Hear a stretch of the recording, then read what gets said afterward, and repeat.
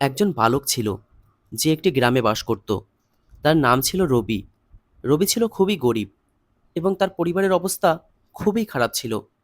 তবে রবির মনে ছিল অসীম সাহস এবং দৃঢ়তা।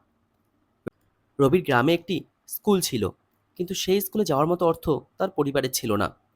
তবে রবি নিজের চেষ্টায় সব কিছু শিখতে চেয়েছিল।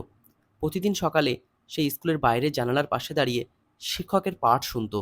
শিক্ষকের কথাগুলি মনোযোগ দিয়ে শুনে সে নিজে নিজে শিখতে শুরু করলো। একদিন স্কুলের শিক্ষক রবিকে দেখে ফেললেন এবং তার অধ্যবসায় দেখে মুগ্ধ হলেন। শিক্ষক রবির মেধা ও আগ্রহ দেখে তাকে স্কুলে ভর্তি করে নিলেন এবং বিনামূল্যে পড়ানোর দায়িত্ব নিলেন। রবি পড়াশোনায় ছিল অত্যন্ত মেধাবী। তিনি সকল পরীক্ষায় প্রথম স্থান অধিকার করতে থাকলেন। কিছু বছর পর রবি তার কঠোর পরিশ্রম এবং অধ্যবসায়ের জন্য একটি বৃত্তি পেয়ে উচ্চশিক্ষার জন্য শহরে চলে গেলেন। তিনি শহরের নামকরা কলেজে ভর্তি হলেন এবং তার অধ্যয়ন চালিয়ে যেতে থাকলেন। শেষে রবি একজন সাফল্যবান ডাক্তার হয়ে উঠলেন এবং নিজের গ্রামের মানুষের সেবা করতে সেই গ্রামেই তিনি ফিরে এলেন।